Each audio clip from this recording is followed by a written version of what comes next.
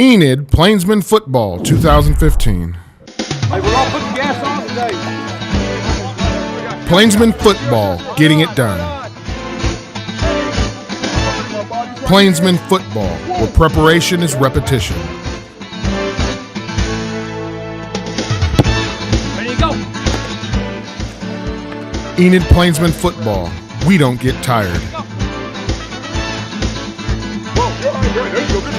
Plainsmen Football, effort, technique, and how we treat one another. Those are the things we're going to be great at. When people look at video, they're going to see those three things. Now, from the Enid Television Network studios, here's head coach Steve Hayes with Steve Kine. Welcome to Plainsmen Football 2015. I'm Steve Kine with head coach Steve Hayes. The Plainsmen lose the game, but there's again, each week as we continue to see the Plainsmen as they play improvement in this area of the game and in that area of the game. One thing right off the bat, coach, you scored first. You scored first. You didn't wait to get behind 14-0 or whatever. You scored first. Well, I appreciate your kindness and the positive outlook on the game. It was nice to actually, in the first quarter with the lead, really had an opportunity to have a 2-touchdown lead, if not for an unfortunate holding penalty down on the 4-yard line. We potentially up 13-0, which would have really been, I think, significant. And so, I was much happier with the way the kids started the game Monday night. Well, Midwest City is a big, fast, very good team on defense, and they demonstrated that Friday night in the way that they played us. Yeah, and being from Oklahoma pretty much most of my life, that's the way they grow kids down in Midwest City. Yeah. As a kid playing ball across the state, they always seem to grow big kids down there. Final score was 38-6. Plainsmen score first. They're ahead at the end of the first quarter. And then it seemed like the defense, all the offenses on both sides went to sleep, and defenses said, well, okay, we'll score then. Yeah, no kidding. And I think there was at least, did Midwest City score defensively 3 times? Twice. Yeah. And I know that your defense scored, so you had that. When you're ahead 6-0 after the end of the first quarter, what's the sidelines like? I mean, what's in the air? I think we were excited because of the way we started the game. I also think that we missed some opportunities there. Midwest City had a couple turnovers there in the first half, gave us really good field position, got the ball all the way down there. Devin's run would have been on the 1-yard line had it not been for the holding penalty, and really had missed some opportunities to put them behind the 8 ball. And so, I was disappointed that we didn't do a better job. I think finishing drives offensively. Seemed like we could drive down to their 20-yard line with ease and then get to the 20 and couldn't get it put in for whatever reason, whether it would be a penalty or what have you. And so, and a lot of it had to do with Midwest City. Midwest City defensively, by far, was the best team we've played this year. Their size, their speed, their physical aggressiveness made it a challenge all night long. We did some things really well against them, but once again, we couldn't finish. And then offensively, they were 2 different teams based on who was playing quarterback. Exactly. If number 10 came in at quarterback, I'm not really sure why they didn't play him the whole game, because I'm telling you what, he was a tremendous athlete, hard to get a hold of. But they start the game with the guy who can throw. Yeah. And then that just kind of fizzled there at the beginning, I guess. For whatever reason, he came out, and then here comes the speedster, the guy who can run, who can do option and all that. Yeah. And you're right. I'm thinking, whoa, this is the replacement, and he can really move the ball. Yes, and then they bring in the thrower again. I thought, okay, something I don't know. Yeah, I thought that was really interesting too, because if you look at kind of the flow of the game, they inserted number 10 at quarterback in the second quarter, and that's when their offense really started becoming much more productive. Our defense had done an outstanding job at that point, making them punt and getting turnovers. He was a difference maker for them for sure. Final score is 38-6. Coach, what were the takeaways? I mean, there continues to be improvement. What are you excited about, even though it was a loss? But what part of the game were you excited about to see the improvement? I think if you look at us from the beginning of the year to this year, we're a much sounder, fundamental, better football team. Special teams, we play very well. And offensive and defensively, kids are doing a much better job of being where they're supposed to be and executing the things they're supposed to do. We had at the very end of the game, we had that one fumbled snap, but it wasn't because of a bad snap. The snaps have been much improved, and young sophomore center has done a really good job of becoming very good at that. And so I think as a team, we're improving tremendously each week. I think the last 2 weeks were very difficult because of the teams we played. their athleticism, their size, and really their success. And so, I'm looking forward to the last 4 games. I feel like we've got a tremendous opportunity to surprise some people.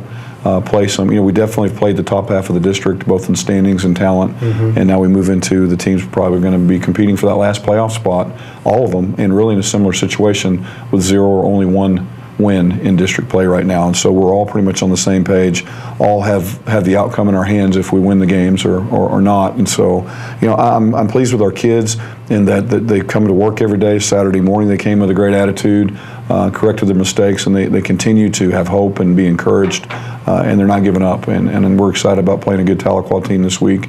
I feel like physically we match up well with them, but they're a good football team. They're 5-1.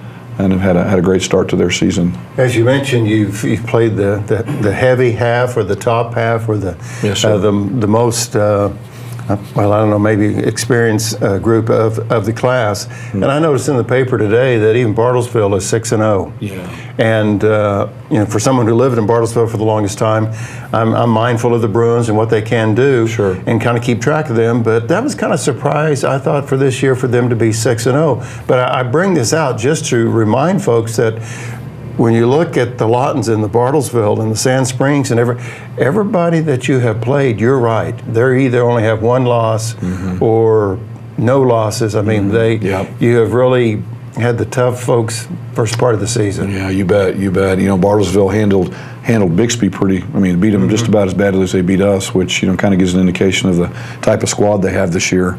And so, our job is to worry about us, to continue to improve and take advantage of our circumstances, which are more favorable this last half of district. Very good. Well, Coach, I'm always excited that when you bring a special guest, and we have one more special guest, our student athlete will be with us for Inside the Huddle. So we'll bring in that athlete right after this. Thanks for staying with us on Plainsmen Football 2015.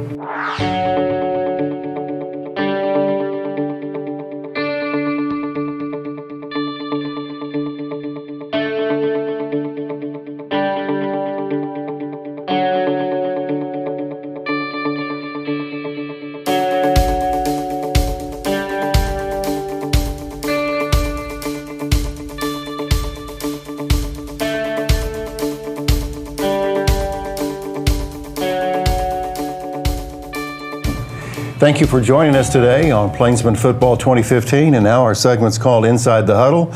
And Coach, you brought another student athlete. This guy's a little bit bigger than the ones that you brought the previous with. Our special guest today is Devin Pratt. Pretty much everybody knows Devin. Devin, thanks for joining us here at the ETN studio today.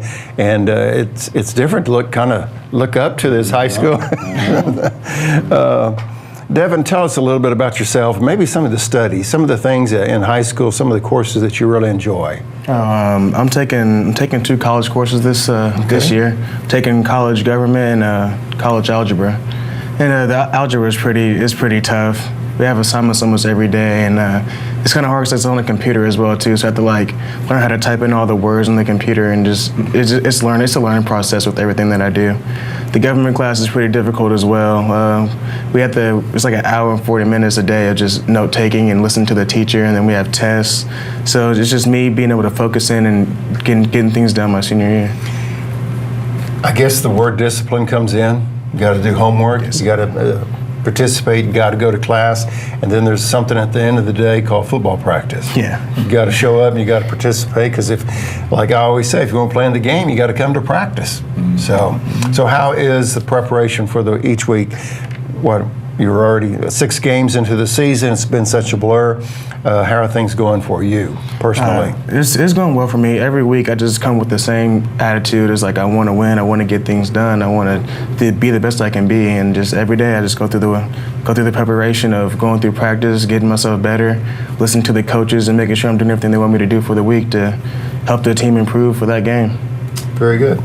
Coach, he's all yours. Well, Devin, I just want to say, starting out, that you really are kind of what we want in a Plainsman football player. He's a good student, takes care of his business in class, a great leader. He's one of our captains, does a good job of encouraging and pushing his teammates, and just really exactly what I want from all of our kids, and real proud of how he's perform this year. Now, Devin, you had a real obstacle to overcome to even get back on the field that some people may not know about, and it's really amazing that you've played in all 6 games. Kind of talk about your spring and summer and the process that you've gone through to get back on the field and play for us this year. Towards the end of my junior year in basketball season, I had an ACL tear, and I had to overcome that. I go through surgery, and it'll be nice. I'll just be sitting at home, and it hurt so bad I couldn't even sleep at night.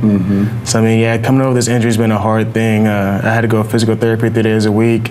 The off season was tough. I wanted to be out there with my team, going through 7-on-7, but I just had to sit out and wait and just get my leg ready to come back for the season, be prepared. You bet. Now, when did you? What was the approximate date when you hurt your leg?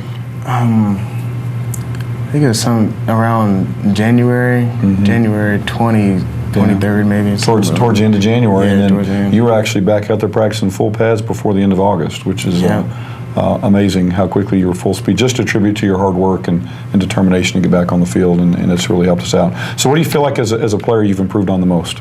I feel like I've improved on getting downhill, like running full speed and not worrying about my injury. Like if before, if I would have kept worrying about my knee, I wouldn't have been able to get the yards that I have. And going full speed and going with all the power that I have, and not trying to take it slow. I need to just make sure I keep going full speed and going downhill and doing what I need to do. Have you noticed a difference between the first game and to this game as far as your ability to do that? Yeah, it's been a big difference. I noticed that during Pumpkin City, I was a little bit on edge about my knee, so it was the first game coming back. I wasn't sure I was going to react to it. But after playing these games, and it's just natural to me, just going back out there and going hard. I feel like I've improved back going downhill and running full speed and cutting off my leg and not having any worries about it. Yeah. Now, Devin, you're a real intentional young man, so I know you have a good answer to this. But what are your plans after football season when you graduate as a senior? What do you want to do this time next year? I want to be playing football somewhere. This has been my pride and joy since I was little. I've been playing since 2nd grade. So I've been around football for a long time. I'd like to go play football somewhere, but if not, I'm going to get my studies and try to become a physical therapist or go into sports medicine. All right. Did your knee injury have any influence on that? Yeah, it had a big influence on that. Yeah, that's great.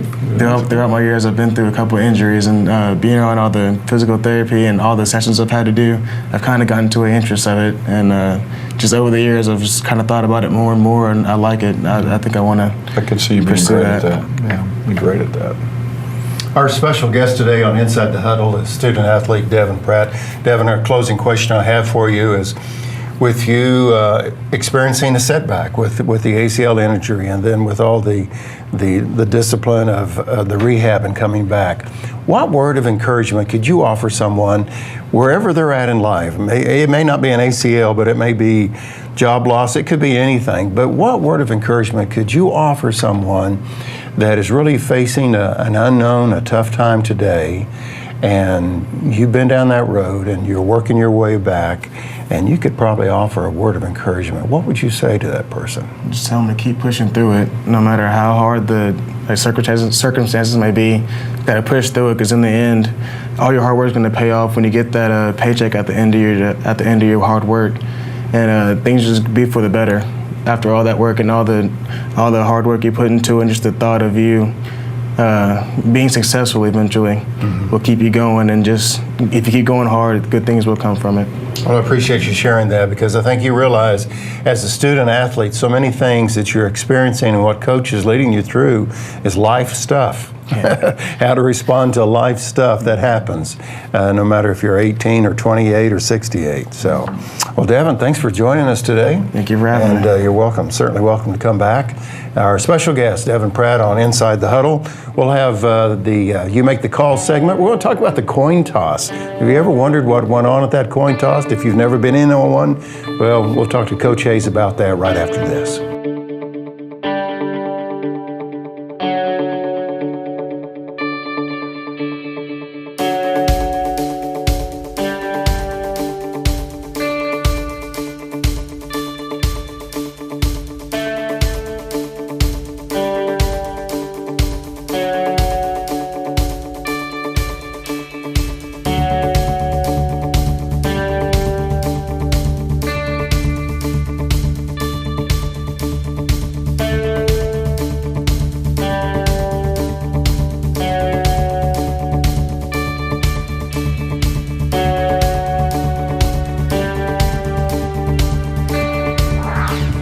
Welcome back to Plainsmen Football 2015. Thanks for staying with us. We do our best. I know the coach is always doing his best to provide us the latest and greatest information about the game. And Coach, I really enjoyed just visiting with your student athletes. As you said, Devin's just a great example of what you have, and you want more Devins on the team along with the other athletes we've had. And I appreciate you bringing these student athletes along the way.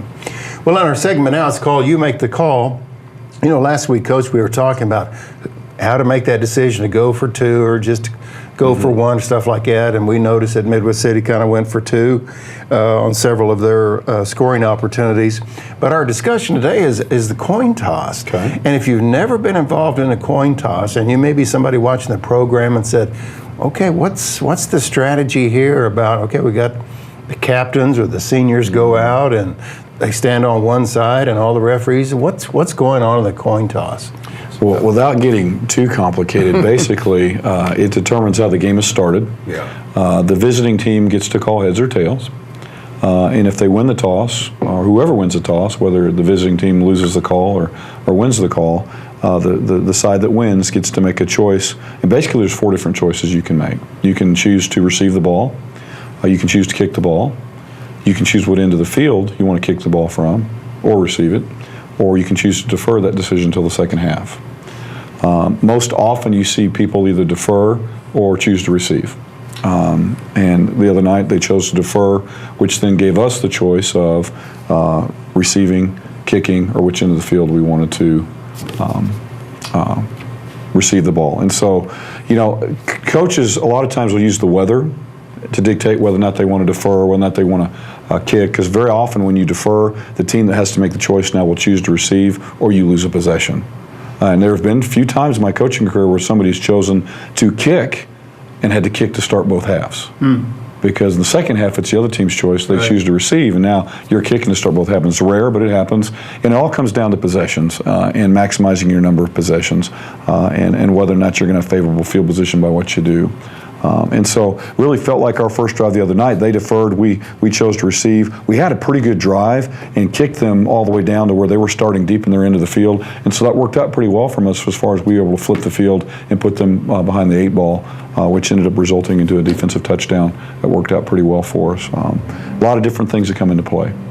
Well, Coach, I know just one part of your role is mentoring these young men. And again, we always talk about the character goal that you focus on or that you're working on for the particular week. And you said something earlier that the influence or the influence that we have on people is really using that influence in the right way. Now, is that the focus this week? Is that the character goal? Yes, sir. Our character lesson was over using your influence. Number one, recognizing that you do have influence. We sent several kids to elementary schools on Friday to talk about raising awareness for cancer and pink out, and it makes for a really good conversation with the kids about the way those young kids reacted to them. You thought that Kevin Durant had walked in, but to them, because it's the same thing, they're their heroes and role models, and our kids need to understand that, and then they need to use it to make a difference. And so we really are focusing on understanding that you have influence and that you need to use your influence to make people's lives better. And so I'm looking forward to some great discussions. Well, Coach, you have a lot of work to do this week, but you have 2 additional challenges.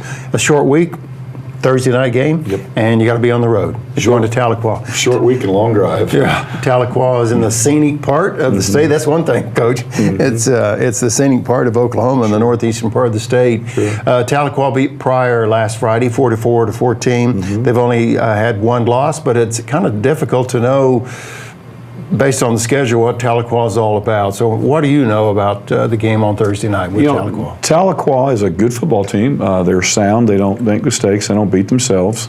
They're probably not quite as athletic as the opponents we played the last 2 weeks, but they do things well, and we'll have to play well. I think Thursday's game will really come down to who does the best job of taking care of the football and not giving away points and possessions.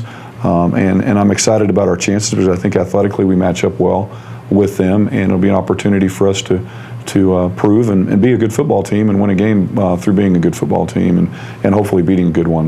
They've won 5 games, and so their expectation is going to be that they're going to be able to come out and beat us. We're going to have to do something about that. So the Plainsmen travel to Tahlequah this Thursday evening. It's fall break week. It's a short week in preparation, but it's a Thursday night game as the Plainsmen travel to Tahlequah. So keep that in mind this week. Coach, appreciate your time today. I know you're very busy and it's just a blur. It is. Blur for you and blur for me at the City of Enid. It has the days go by so quick, but there's no time to kind of sit back and say, oh, woe is me. We got to keep going. We do. We do. Next game calls. Yeah, and thank you again for bringing Devin Pratt with you today. I appreciate that. And thank you for joining us. Coach, we'll see you next week, and we'll talk Plainsman football one more time, okay? Sounds good. Thank you. All right. And thank you for joining us on Plainsman Football 2015. And we want to say special thanks to Devin Pratt, our student athlete that we interviewed this week, and appreciate Devin stopping by. So thank you for joining us, and we'll see you next week on Plainsman Football 2015.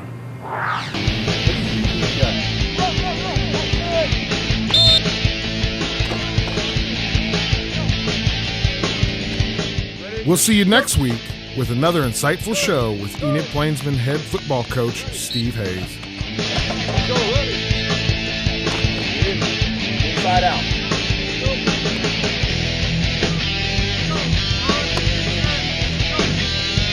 Give it to him.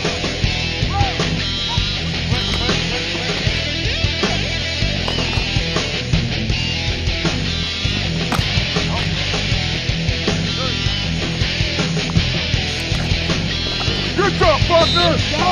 Hey.